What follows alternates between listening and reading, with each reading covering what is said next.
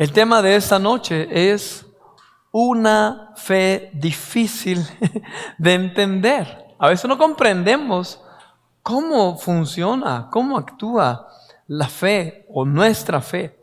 Y en muchas ocasiones señalamos la fe de otras personas o nos comparamos.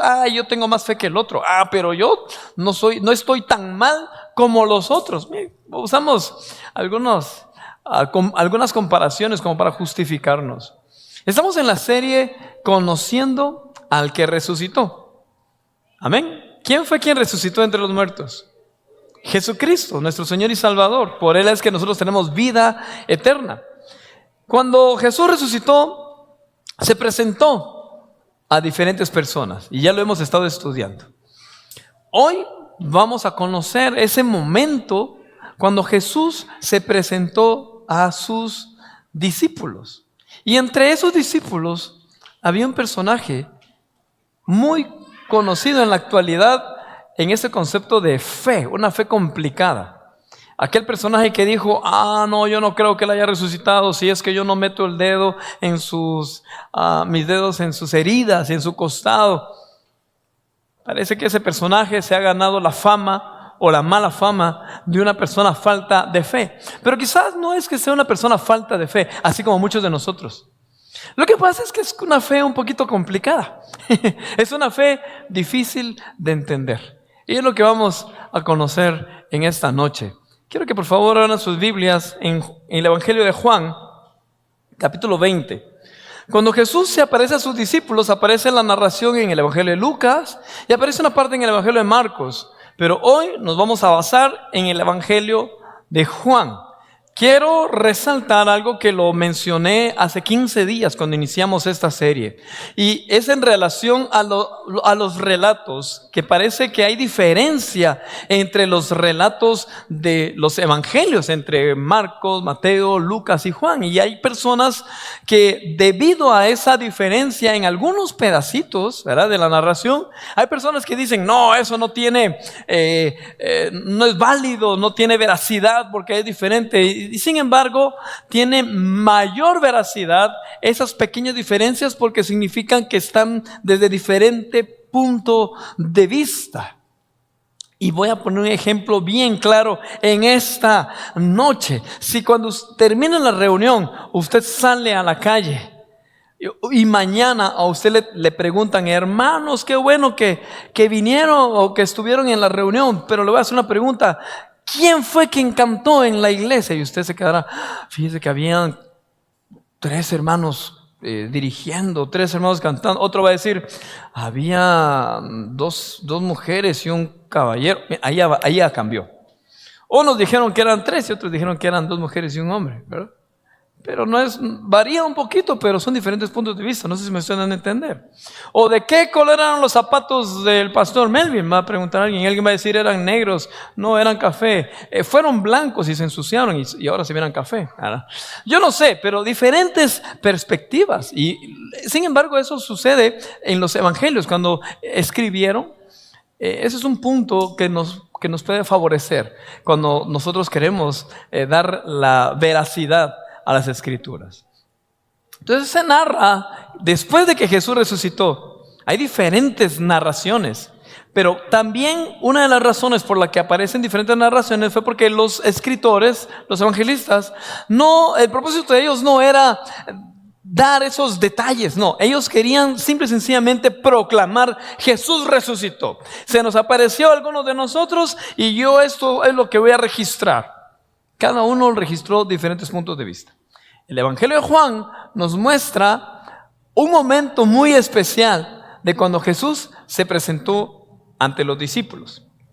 Versículo 19 del capítulo 20 dice, al atardecer de aquel primer día de la semana, pausa, según el Evangelio de Juan, aquí está Jesús recién resucitado, ¿verdad? Es el primer día de la semana, o sea, el mismo día que Jesús resucitó. Así lo dice el Evangelio de Juan. Dice, estando reunidos los discípulos a puerta cerrada por temor a los judíos, entró Jesús y poniéndose en medio de ellos dijo, la paz sea con ustedes. Bueno, ahí podemos encontrar mucha riqueza. El primer punto de este versículo podemos conocer que fue el primer día, el día en que Jesús resucitó. El segundo punto que vamos a encontrar en este versículo es que los discípulos estaban reunidos. Dice allí que estaban atemorizados a causa de las autoridades judías. Estaban a puerta cerrada. ¿Por qué había temor? ¿Por qué cree usted que ellos estaban con cierto temor? Bueno, podemos asumir, llegar a algunas conclusiones de que ellos pensaban: mataron a nuestro líder. Si ya crucificaron a Jesús, los siguientes somos nosotros. Otra idea pudiera ser que estaban decepcionados, frustrados, tristes y con esta fe un poco menguante. ¿Qué pasó con Jesús? Pensamos que Él sería el Salvador, pensamos que Él sería el Redentor y lo mataron. Si a usted le hubiera tocado estar en ese grupo, ¿qué actitud hubiera tomado usted? Yo no sé qué actitud hubiese tomado yo, hermano. No sé si hubiera estado: no, hermanos, Él va a resucitar o Él va a aparecer. No lo sabemos. Nosotros porque ya sabemos la historia. Pero en ese preciso momento, quizás hubiésemos estado igual que ellos, con temor. Ay, mataron al Señor Jesucristo, estando en duelo incluso, hermano. Es que había un dolor, porque también el amigo, el Redentor, quien perdonó nuestros pecados, nuestro gran maestro, o sea, había un duelo, un dolor, porque ese ser querido ya no estaba. Había un temor, había cierta duda. De hecho, en el Evangelio de Lucas, cuando Jesús se aparece a ellos en el capítulo 24, verso 36, dice: todavía estaban ellos hablando acerca de esto cuando Jesús mismo se puso en medio de ellos y dijo: la paz sea con ustedes. Versículo 37. Aterrorizados, creyeron que veían a un espíritu. ¿Por qué se asustan tanto?, preguntó. ¿Por qué les vienen dudas? Ok, aquí en el Evangelio de Lucas también nos está diciendo que no solamente tenían miedo, sino que también tenían dudas. Dudar. Es que de verdad, hermano, cuando uno está en las pruebas, de verdad que entra duda, ¿sí o no, hermanos? ¿Quiénes han dudado? ¿Quiénes hemos dudado en algún momento? Yo creo que todos. Cuando nosotros rendimos nuestra vida a Cristo, pareciera que estamos en nuestro primer amor. Yo confesé a Cristo como mi Señor y Salvador. Que por cierto, démosles un aplauso a los que se bautizaron este domingo recién pasado, por favor. Felicidades, ya estoy viendo aquí algunos. Gloria a Dios, felicidades, mis hermanos. Pues qué bueno, porque tenemos nuestra fe, nuestra confianza. Bueno, y no solo a los que se bautizaron este domingo recién pasado, a todos los que hemos creído en Cristo Jesús, ¿verdad? Pero hay momentos en donde las pruebas, las dificultades, como que tocan a nuestra puerta y ya empezamos a dudar. ¿Será que tomé la decisión correcta? ¿Será que lo que hice valdrá la pena? ¿Será que sigo asistiendo a la iglesia? ¿Será que me uno a una célula? ¿Continúo orando? ¿Valdrá la pena? ¿Valdrá la pena? Y vienen muchos pensamientos. No te preocupes si tú estás en esa situación. No eres el único. Muchos hemos atravesado momentos de duda, momentos en donde podemos flaquear. Pero aún en medio de la duda, hermanos, nosotros debemos mantenernos en fe. Se me viene un pensamiento hablando de esto, y es que la fe no necesariamente es la ausencia de la duda. En algún momento la fe se manifiesta en actuar y en accionar aún en medio de la duda. En muchas ocasiones debemos movernos en fe, creyendo, aunque nuestra mente nos diga lo contrario, pero nosotros debemos actuar creyendo en la palabra de Dios. Amén. Estos discípulos, los apóstoles, después de haber estado cerca del Señor Jesucristo, Después de haber escuchado sus palabras, esos mensajes que transforman el corazón. Después de ver esos milagros, vista a los ciegos, se levantó un paralítico, resucitó a Lázaro. Después de ver todos esos milagros, en ese momento tenían temor y tenían duda. Pero continuemos, ¿qué dice el Evangelio? Vámonos de una vez a Juan 20:24. Tomás, al que apodaban el gemelo, y que era uno de los 12, no estaba con los discípulos cuando llegó Jesús. Ok, presten atención a la narración del Evangelio de Juan. Juan dice que Tomás no estuvo en ese preciso momento. Así que los otros discípulos le dijeron: hemos visto al Señor. Mientras no vea yo la marca de los clavos en sus manos y meta mi dedo en las marcas y mi mano en su costado, no lo creeré, repuso Tomás. Miren, esto es muy similar a nosotros, hermanos, muy similar. Nosotros no tenemos que condenar a nuestro querido hermano apóstol Tomás. No lo tenemos que ver, ay, qué incrédulo. No, hermanos, así somos nosotros. Peor somos nosotros. Ya me imagino los discípulos bien emocionados, ya poniéndole nuestra salsa. Imagínense ustedes al hermano Simón Pedro con Andrés, tal vez: Tomás, ¿dónde estabas? ¿Qué te habías hecho? Te lo perdiste, hermano. Vieras que Jesús entró. Por cierto, dice la narración que la puerta estaba cerrada. Era un cuerpo glorificado. No lo podemos entender cómo fue. No era ni 100% espíritu, o sea, no era un fantasma, pero tampoco era como que no era 100% humano. Era un cuerpo glorificado. Pero bueno, es otra pausa. Vimos al Señor Jesucristo. Y Tomás: ustedes me quieren engañar. Si hubiese sido en esta época, hubiera dicho: ¿dónde está la cámara? Me quieren hacer una broma. Esa broma no va conmigo. Mi intelecto pudo haber pensado, ¿verdad? Mi intelecto, mi coherencia, mi mente, lo que yo he estudiado de biología, pudo haber pensado Tomás. Y lo que yo sé es que mis ojos vieron cuando Jesús estaba crucificado.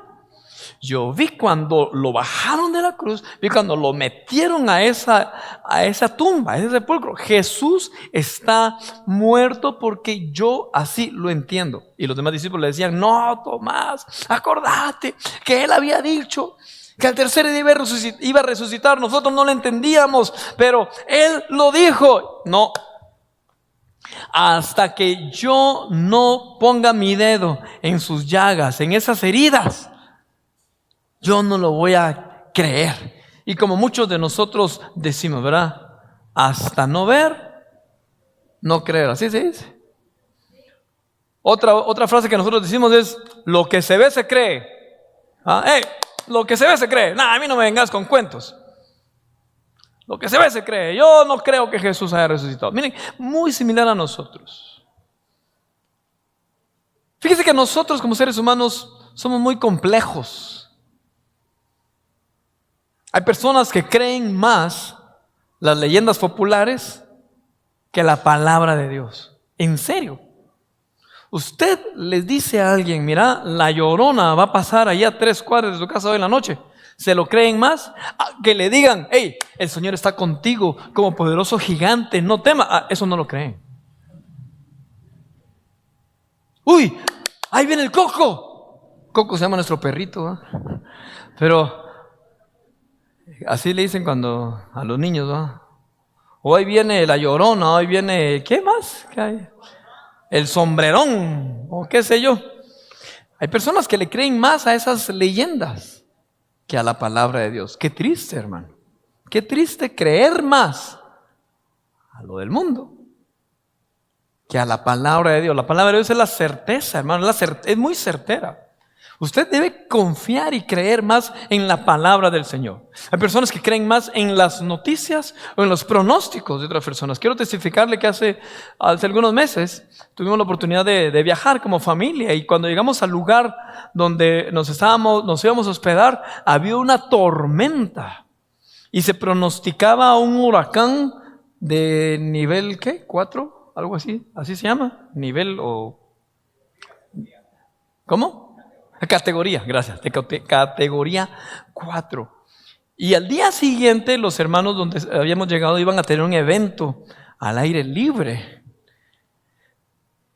Y yo le dije a mi esposa, puse las noticias como para saber qué estaba pasando. Y cuando empecé a escuchar que decían de que la tormenta se iba a convertir en un huracán y que categoría 4, le dije a Diana, no, mejor apaguemos eso y oremos y confiemos en el Señor. Mire, hermano, gloria a Dios. Desapareció la tormenta y los hermanos realizaron su actividad, hermanos. Mire, increíble, pero hay personas que le creen más a lo que dicen en las noticias. No, es que de verdad la economía está muy, muy, muy mal porque así lo dijeron. Mire, ahora no podemos echar gasolina, no podemos, hay que cuartear ahí el carro porque no alcanza, no nos va a alcanzar. ¿Quién dice eso? Mi socorro viene del Señor, que hizo los cielos y la tierra. Y como lo dice mi mamá en muchas ocasiones, el mismo Dios que nos ha dado para comprar la libra de frijol de cuando estaba a 25 centavos, a 50 centavos, a 2 quetzales, a 3 quetzales, a 4 quetzales, a 5 quetzales, a 7 quetzales, nos puede dar cuando la libra se ponga a 10 quetzales, nos puede dar a 11 quetzales, a 12 quetzales. Nuestro Dios pues proveerá, mi Dios pues suplirá todo lo que nos falte conforme a sus riquezas en gloria. ¿En dónde está tu fe? ¿A quién le estás creyendo? ¿En dónde está tu confianza? Ay, es que la fulana me dijo que este dolor que yo tengo aquí, de plano que son cáncer en los riñones, hermano. Pero si el riñón está al otro lado, a saber de qué lado está el riñón, ¿va? Pero eso puede ser. Ay, cómo me duele el corazón, está del otro lado. No importa, me duele. No, creamos a la palabra de Dios, hermano. Nuestro Dios no nos deja y no nos suelta. Pues bueno, apareció este hermano Tomás. Mientras no lo vea, no lo creo. No tenemos mucha referencia acerca de nuestro hermano Tomás, como por ejemplo el apóstol Pedro, que tenemos muchas narraciones acerca del apóstol Pedro, antes y después de que Jesucristo resucitó. De Tomás no tenemos mucha referencia, pero la poca referencia que tenemos nos puede dar un panorama de cómo pensaba nuestro hermano Tomás. Mateo capítulo 10, verso 3 dice: reunió a sus 12 discípulos y les dio autoridad para expulsar a los espíritus malignos y sanar toda enfermedad y toda dolencia. Oiga lo que hizo Jesús con sus 12 discípulos, a los que llamó apóstoles, ¿verdad? Versículo 2 dice: estos son los nombres de los 12 apóstoles. Primero, Simón, llamado Pedro, y su hermano Andrés. Santiago y su hermano Juan, hijo de Zebedeo. Felipe, Bartolomé, Tomás, miren, ahí está el hermano Tomás. Mateo, el recaudador de impuestos. Santiago, hijo de Alfeo y Tadeo. Simón el celote y Judas Iscariote. Ahí mencionó a los 12. Ahora, algo interesante es que no solamente los llamó, dice que les dio autoridad. Ahora pensemos. Nuestro hermano Tomás, a quien nosotros en algunas ocasiones pensamos, ay, el hermano falto de fe. No, hermano. El hermano Tomás, a él se le había delegado autoridad. ¿Para qué? Para sanar a los enfermos, para reprender demonios, para echar fuera demonios. Él estuvo en ese grupo de discípulos que llegaron con Jesús y le dijeron: Señor, increíble, nosotros reprendíamos a los demonios y se sujetaban. Él estaba entre ese grupo. Yo creo que Tomás pudo haber contado muchos testimonios que él decía: uy, me cuesta creerlo, pero está sucediendo. A muchos de nosotros nos ha pasado esto, hermano. Ay, yo ni lo creo, pero Dios me está obrando. Como aquella historia, ¿verdad?, que yo escuché de un predicador, de un de una iglesia que estaba orando para que cerraran un bar donde se reunían ahí varias personas a beber y hacían mucho escándalo. ¿Conoce usted esa historia? ¿No lo saben? La cosa es que el predicador contaba, ¿verdad?, de que en esa iglesia oraban para que el Señor cerrara ese bar que estaba cerca de la iglesia, porque siempre hacían escándalos. Cuando las personas ya estaban muy ebrias, hacían mucho escándalo. De repente, en una tormenta, un rayo llegó y quemó. Se quemó todo el bar, hermano, de verdad. Fue triste. Entonces vino el varón, el hombre del bar, y demandó al pastor de la iglesia. Fue a la autoridad y dijo: estos señores, por culpa de ellos es que mi bar se quemó. Y cuando llega el pastor dijo: no, nosotros no hicimos nada. ¿Cómo que no? No, nosotros solo oramos, pero no sabíamos que eso iba a suceder. Entonces dice el juez: qué increíble esto. Aparece el dueño de un bar que es ateo, que cree más en Dios que el pastor, que es cristiano, y no cree que Dios iba a hacer eso. El pastor estaba orando y no podía creer que Dios había hecho la obra. El otro ni siquiera era creyente y creía que Dios había hecho la obra por la oración de esos hermanos. En muchas ocasiones a nosotros nos pasa muy similar, hermano. A veces no comprendemos lo que Dios hace, pero tranquilo, muchos de nosotros tenemos algo de Tomás en nuestra personalidad. En Juan capítulo 11 dice, versículo 13, Jesús hablaba de la muerte de Lázaro, pero sus discípulos pensaron que se refería al sueño natural. Por eso les dijo claramente: Lázaro ha muerto, y por causa de ustedes me alegro de no haber estado allí para que crean. Pero vamos a verlo. Entonces Tomás, apodado el gemelo, dijo a los otros discípulos: vayamos también nosotros para morir con él. Y solo eso se dice. Hermanos, yo estuve investigando y buscando el significado de este versículo, y hay diferentes conceptos. Uno de ellos se puede considerar que puede denotar cierta valentía en Tomás, porque ya para ese momento ya estaban siendo perseguidos. Ya Jesús ya estaba siendo perseguido por los judíos, ya estaban esperando el momento para arrestarlo. Y cuando tenían que ir a ver a Lázaro, tenían que ir cerca de Jerusalén. Entonces era un riesgo ir a ver a Lázaro también. No sé si me estoy dando a entender. Pero cuando Jesús dijo: vamos, se puede considerar que Tomás dijo: vamos también para morir con él. Pero al mismo tiempo está el otro concepto, y es un poco de fatalismo, como de negatividad, ¿verdad? Tomás no dijo: vamos para ver un milagro de parte de Dios, vamos para ver a nuestro Maestro, a nuestro Señor Jesucristo hacer un milagro. No, Tomás dijo: vamos a morir también nosotros. Como quien dice: muchacha, aquí se va a acabar todo. ¿Ya viste? ¿Para qué crees en Dios? De todos modos te va a ir mal. ¿Ya viste? ¿Para qué estás dando tus ofrendas? Mira, te vas a quedar en bancarrota. Mira, ¿ya viste? ¿Para qué estás yendo a la iglesia? Dios ni te escucha. Mira, ¿ya viste? ¿Para qué estás buscando a Dios? Igual te vas a quedar. Mira, por gusto estás ayunando, por gusto estás orando, vas de mal en peor. Algo así le estaba diciendo Tomás. A muchos de nosotros nos han dicho así, y lo más triste, en muchas ocasiones nosotros hemos dicho así: ¿para qué voy a seguir orando? Si de todos modos Dios ni me escucha. ¿Para qué voy a seguir yendo a la iglesia? De todos modos, peor me va. No, hermano, no seas fatalista. Tienes que conocer realmente a Jesucristo entonces. Porque si estás hablando así, qué bueno que hay fe, pero es una fe difícil de entender. Pero yo te animo a que cambies tu concepto y conozcas al verdadero Jesucristo, Hijo de Dios, que fue lo que sucedió con Tomás más adelante. Regresemos al capítulo 20, verso 27. Dice: luego, me estoy adelantando. Resulta que Tomás pidió ver al Señor, ¿verdad?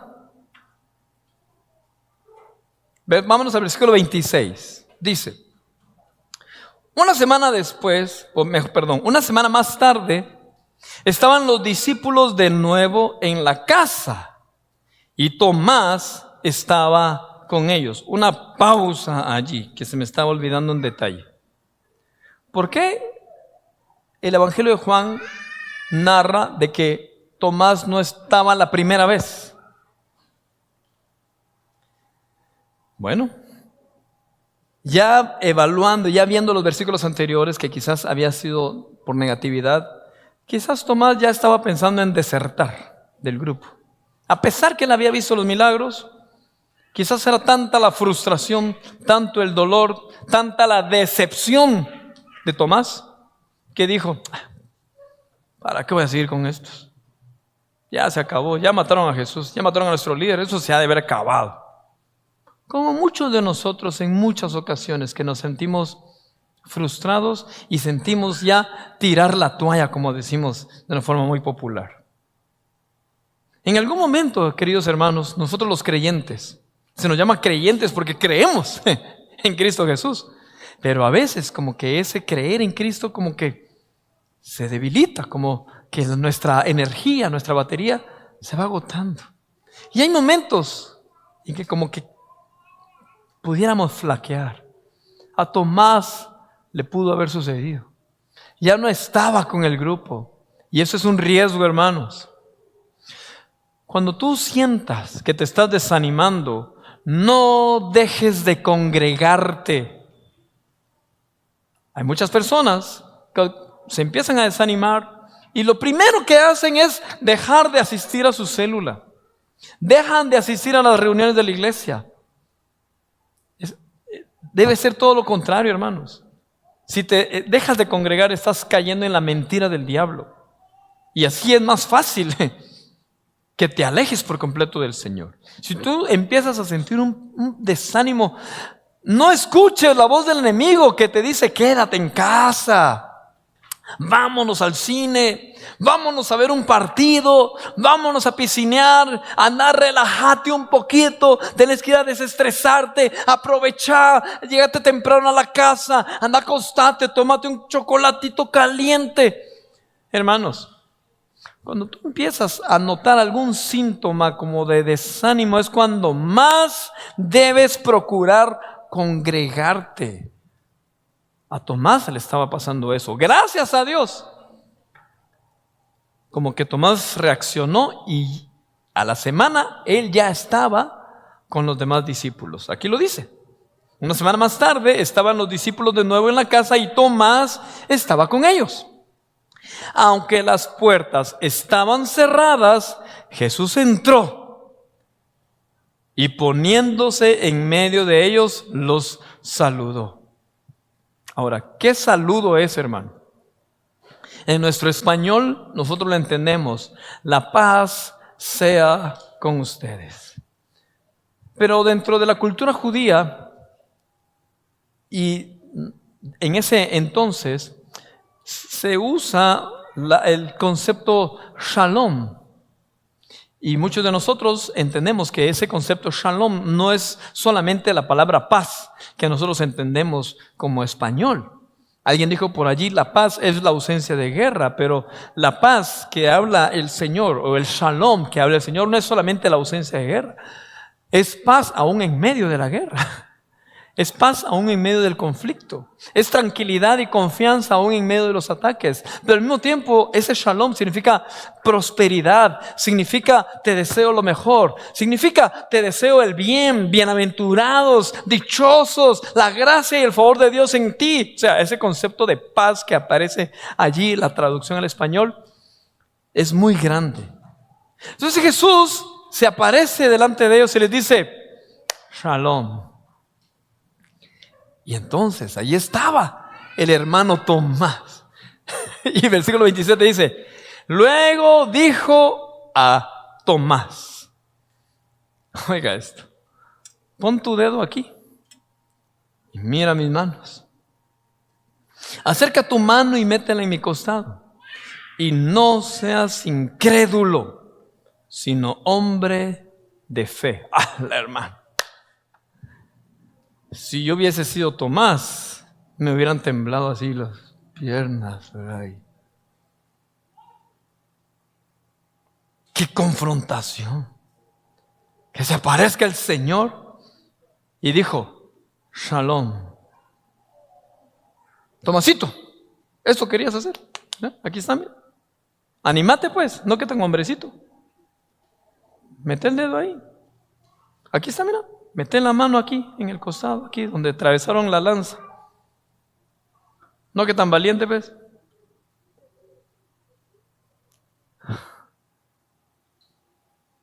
Hay una parte en la Biblia que dice, probadme ahora en esto. Y no que tanto confías en mí, pues. Pruébenme ahora en esto, a ver si no les voy a abrir las ventanas de los cielos. Eso se refiere a cuando damos al Señor lo que nosotros creemos y lo que nosotros confiamos es en los diezmos y ofrendas. Nosotros como congregación, nosotros creemos en los diezmos y en las ofrendas. Y eso no es una salvación. El diezmo no me dice si soy salvo o no soy salvo. Al contrario, por la razón por la que soy salvo es que puedo ser generoso. Y la razón por la que he sido bendecido es que yo puedo bendecir. Para nosotros no debe ser un problema si doy o no doy, si me quitan o no me quitan. Eso no debe ser un problema si ya nacimos de nuevo. Cuando nosotros damos al Señor, cuando nosotros damos a la obra de Dios, cuando nosotros damos nuestros diezmos, empezamos a experimentar algo poderoso y glorioso de parte del Señor. Pruébenme ahora en esto. Pues Jesús en este momento le está diciendo, hey, Tomás, ¿qué querías? Pruebas querías. Aquí estoy, mira. 1 y 2. Algunos dicen que fue aquí, otros que fue aquí. La verdad no sé. Y aquí está el costado. La Biblia no dice que Tomás lo hizo. No lo dice. Algunas pinturas presentan allí, algunos pintores se imaginan que Tomás está tocando, ¿verdad? No lo sabemos porque la Biblia no lo declara. Pero lo que sí dice es que en el versículo 28 hay una declaración increíble, conmovedora y poderosa. Oiga lo que dice el versículo 28. Señor mío y Dios mío. Y según la Nueva Versión Internacional dice, exclamó Tomás. ¿Qué significa exclamó? O sea que lo dijo fuerte, ¿verdad? El concepto de exclamar no es que dijo, lo pensó, meditó. No dice, lo dijo en voz baja, Señor mío y Dios mío. No, yo me imagino a Tomás convencido, de alguna forma confrontado, arrepentido, sorprendido. Señor mío y Dios mío. ¿Cómo lo pudo haber dicho? Señor mío y Dios mío. Ya no sé cómo pudo haber sido. Es que de vez en cuando me gusta elevar la voz por si alguien se está durmiendo por acá. Amén. Quizás Tomás tenía o conocía a Jesús como un gran líder, como un gran maestro, como el Hijo de Dios. Pero para ese momento se le abrieron los ojos y él dijo, Señor mío y Dios mío. Usted sabe que mucha gente conoce a Cristo Jesús como el Hijo de Dios. Es cierto. Alrededor del mundo. Incluso actualmente hay una guerra en el Medio Oriente de varios bandos y hay personas que conocen a Jesús como un gran profeta, como un gran maestro. Conocen de Jesús. Claro que sí, lo conocen. Incluso hay personas que dicen, es el Hijo de Dios. Claro, lo saben, pero no lo conocen como su Señor. Ahí está la diferencia. Y fíjense que hay muchas personas que asisten a una iglesia cristiana, cantan, aplauden, oran, dan ofrenda, saludan, bendicen, oran por enfermos, pero solo conocen a un Dios, a un Jesús que resucitó, pero no lo conocen como Señor. No han llegado a ese punto de decir, Señor mío y Dios mío. Es que ese concepto Señor, aquí en nuestro español, particularmente en Guatemala, se confunde con un Señor, el Señor tal, que por cierto, los que ya pasamos de los 35, Qué interesante es cuando vos vas corriendo y un niño te pasa la pelota y vos se la devolvés y te dice el niño, gracias Señor. Y uno dice, ¿en qué momento me convertí en Señor, verdad? No es ese concepto de Señor, a veces se confunde. El concepto de Señor es amo. Amo. Pero también en la actualidad tenemos lejos ese concepto. Porque ya no hay amos. Ya no hay esclavitud. Gracias a Dios, ¿verdad? Pero ese concepto que está diciendo Tomás es este. Tú eres mi amo. Tú eres mi dueño. Yo dependo de ti. Ese concepto encierra. Cuando decimos, tú eres mi Señor, Dios mío, Señor mío, tú eres mi amo, tú eres mi Dios, yo dependo de ti. Si tú dices que yo haga algo, yo lo hago. Si dices que no lo haga, no lo hago. Pero queridos hermanos, lamentablemente mucho creyente no tiene al Señor Jesús como su amo y Señor. Tristemente muchos lo tienen hasta como un amuleto. Ay, sí, en el nombre de Jesús, que no me pase nada. Y haciendo averías, ¿no? Haciendo travesuras. Ay, ojalá que no me cachen ahorita. Ay, Señor, en el nombre de Jesús, que no me mire el policía ahorita que me voy a meter en contra de esto. A muchos lo tienen como amuleto. Ay, en el nombre de Jesús, que no me cache mi mujer, que estoy saliendo con otra. No, hermanos. No, de verdad. No, qué barbaridad. Al contrario.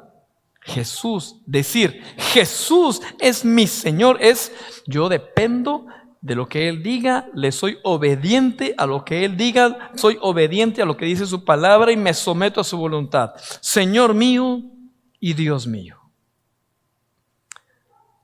Queridos hermanos, muchos de nosotros somos muy parecidos a Tomás y necesitamos conocer al Cristo resucitado.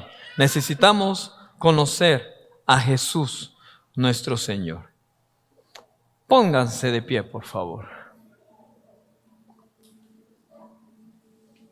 Necesitamos rendir nuestro orgullo, nuestro intelecto, nuestros conceptos naturales. Necesitamos rendirlos a la voluntad de Dios. Necesitamos rendir nuestra vida a la voluntad de Dios.